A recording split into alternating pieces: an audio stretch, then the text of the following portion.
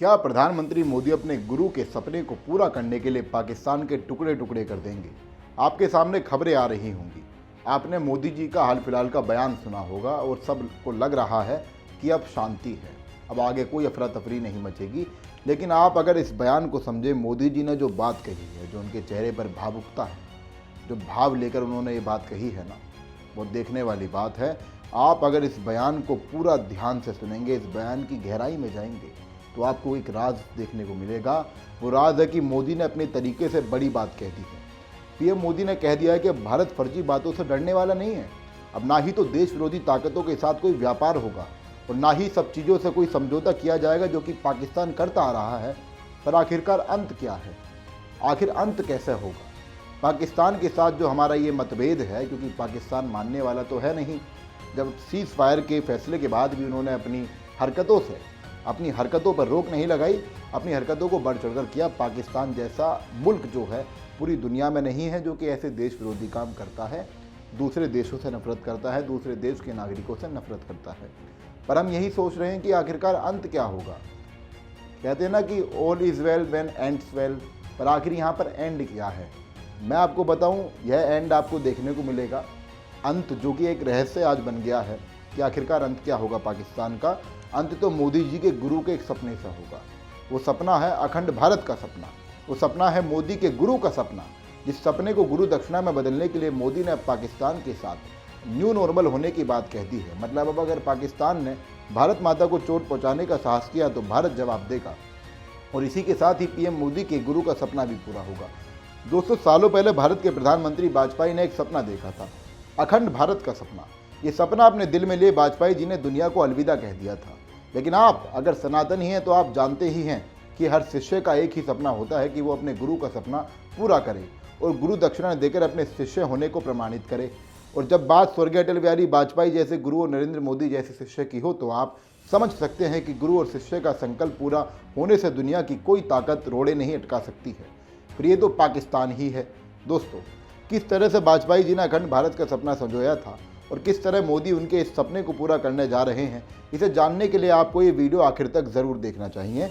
मैं सनी राठी आप सभी का एक बार फिर से स्वागत करता हूं दी कर्मा पर, और आज आपको उस सपने के राज और उसके पूरे होने की पूरी प्लानिंग को बताने जा रहा हूं। लेकिन उसके पहले वाजपेयी जी की उस कविता को मुझसे सुनिए, जिसके एक एक शब्द ने अखंड भारत के सपने की सुनहरी कल्पना संजोई थी। ये कविता के कुछ अंश हैं जो मैं आपके सामने प्रस्तुत करता हूँ। दिन दूर नहीं, खंडित भारत को पुनः अखंड बनाएंगे, गिलगित से गारो पर्वत तक आज़ादी पर्व मनाएंगे। दोस्तों, मैं आपको ये पूरी कविता भी सुनाऊंगा, वो भी वाजपेयी जी की ही आवाज़ में, क्योंकि वाजपेयी जी की कविता सिर्फ मोदी की सबसे बड़ी प्रेरणा नहीं है, हम और आप जैसे सभी राष्ट्रवादियों के लिए प्रेरणा है, संकल्प है।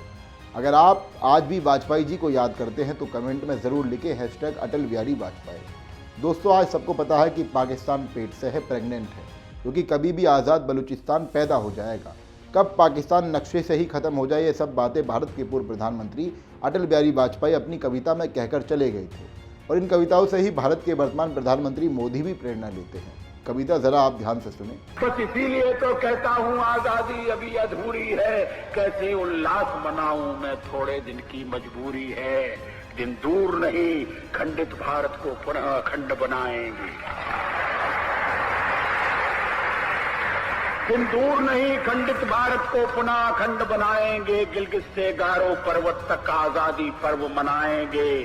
उस स्वर्ण दिवस के लिए आज से कमर कसें, बलिदान करें, जो पाया उसमें खो न जाएं, जो खोया उसका ध्यान करें। दोस्तों, सुनिए आपने वाजपेयी जी की यह कविता, कैसे उन्होंने कई सालों पहले ही अखंड भारत का जिक्र कर दिया था।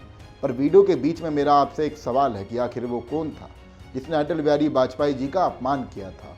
उस दौरान वाजपेयी जी के साथ क्या हुआ था, क्या कहा गया था उनको, और अपमान करने वाला कौन था? यह सब हमें कमेंट करके ज़रूर बताएं। हम देखना चाहते हैं कि भारत के असली इतिहास के बारे में कितने लोग जानते हैं, क्योंकि पाकिस्तान की टेंशन लेने को अब हमें ज़रूरत तो है नहीं।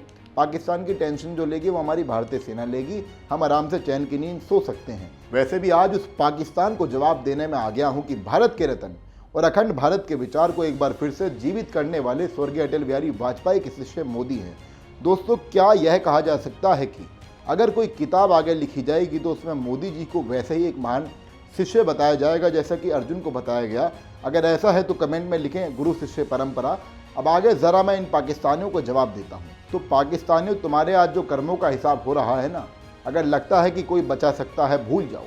जैसे तुम भागते हो कभी अमेरिका तो कभी चीन के पास, इस सब से कुछ नहीं होने वाला है। मोदी जी के साफ शब्दों से तुम्हारा परिचय हो गया होगा। बल्कि अगर कोई बचा सकता है तो प्रार्थना करो अटल बिहारी वाजपेयी जी से कि मोदी हम पर थोड़ा रहम करे। अगर उनकी कृपा हो गई तो बच जाओगे, वरना तो बस अपनी जो भी आखिरी इच्छा हो उसको पूरा कर लो, क्योंकि तुम्हारी सरकार ना ही तो तुम्हारी सुनेगी, ना ही तुम्हारी मदद करेगी। वो पहले ही घुटने टेक चुकी है तुम्हारी सरकार। अब फर्जी खबरें भी भारत के सामने नहीं आ रही हैं और पाकिस्तानियों, तुम्हारे सांसद अपनी ही संसद में रोने लगते हैं, क्योंकि आज पीएम मोदी ने वाजपेयी जी का सपना जो पूरा कर दिखाया है।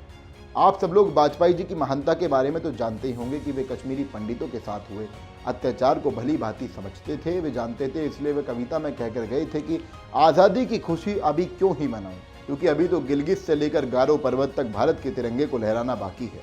गिलगित यानी कि जो आज की तारीख में पाकिस्तान में स्थित है। अटल बिहारी वाजपेयी जी राष्ट्रवादी इतिहास के बड़े धनी थे और इस बात को मैं नहीं बल्कि प्रधानमंत्री मोदी भी मानते हैं। वे वाजपेयी जी के सच्चे शिष्य हैं, क्योंकि आज पीएम मोदी ने वाजपेयी जी के कई अधूरे सपनों को पूरा करके दिखाया है। जैसे कि लाल चौक पर आज आप देख सकते हैं कि तिरंगा लहराता है। यह सपना भी अटल बिहारी वाजपेयी जी का था। दोस्तों, वाजपेयी जी हमेशा से ही कश्मीर में शांति स्थापित करना चाहते थे। वे एक विचार भी भारत को देकर गए थे कि कश्मीर को हम जमहूरियत, इंसानियत और कश्मीरियत से ही बचाएंगे। मैं बार बार कह रहा हूँ कि पीएम मोदी को पाकिस्तान से कश्मीर को बचाने की ताकत वाजपेयी जी की कविता से ही मिली है। इसीलिए 2018 में पीएम मोदी ने खुद लाल किले से वाजपेयी जी को याद किया था। भाइयों बहनों, जम्मू और कश्मीर अटल बिहारी वाजपेयी जी ने हमें रास्ता दिखाया है और वही रास्ता सही है। उसी रास्ते पर हम चलना चाहते हैं। वाजपेयी जी ने कहा था, इंसानियत, जमहूरियत और कश्मीरियत, इन तीन मूल्य मुद्दों को लेकर के हम कश्मीर के विकास के लिए, चाहे लद्दाख हो, चाहे जम्मू हो या श्रीनगर वैली हो, संतुलित विकास हो, समान विकास हो, वहां के सामान्य मानवी की आकांक्षाओं को पूर्ण हो, इंफ्रास्ट्रक्चर को बल मिले और साथ साथ जन जन को गले लगा करके चले। इसी भाव के साथ हम आगे बढ़ना चाहते। हम गोली और गाली के रास्ते पर नहीं, गले लगा करके मेरे कश्मीर के देशभक्ति से जीने वाले लोगों के साथ आगे बढ़ना चाहते हैं। दोस्तों, सुना आपने कि पीएम मोदी खुद ही वाजपेयी जी के सिद्धांत को दोहरा रहे थे। वे उस कश्मीरियत को बचाना चाहते हैं जो कि अखंड भारत के कश्मीर की नींव थी, जहां पर ज्ञान का भंडार था, ना कि नफरत का तूफान था। जो नफरत का तूफान है ये तो पाकिस्तान की ही देन है। ज्ञान का भंडार हमारे भारत की देन है, क्योंकि भारत ही एक ऐसा मात्र देश है जिसकी पूरी दुनिया में पूजा होती है।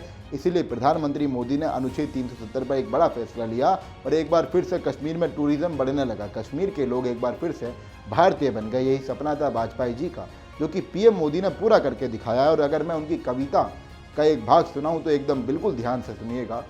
अटल जी ने क्या खूब कहा था, धमकी जिहाद के नारों से, हथियारों से कश्मीर का भी हथियार लोगे, यह मत समझो। हमलों से, अत्याचारों से, संहारों से भारत का शीश झुका लोगे, यह मत समझो। ये कविता वाजपेयी जी ने पाकिस्तान के लिए कही थी कि जिहाद के विचार से तुम हमारा कश्मीर नहीं छीन पाओगे। आज पीएम मोदी ने इस कविता को सच साबित कर दिया है कि अगर जिहाद का इस्तेमाल करके पाकिस्तान कश्मीर को लेगा तो भारतीय सेना नाश्ता सीधे लाहौर में ही करेगी। हमारी भारत की सेना इस कविता को बखूबी समझती है। इसलिए पीएम मोदी ने सच करके दिखाया है कि आओ लुटेरों, भीख में मिले हथियारों को लेकर हम चलाएंगे सुदर्शन चक्र, जीत जाएंगे कश्मीर अंगारों पर लड़कर। ये आज भारत की धड़कन है।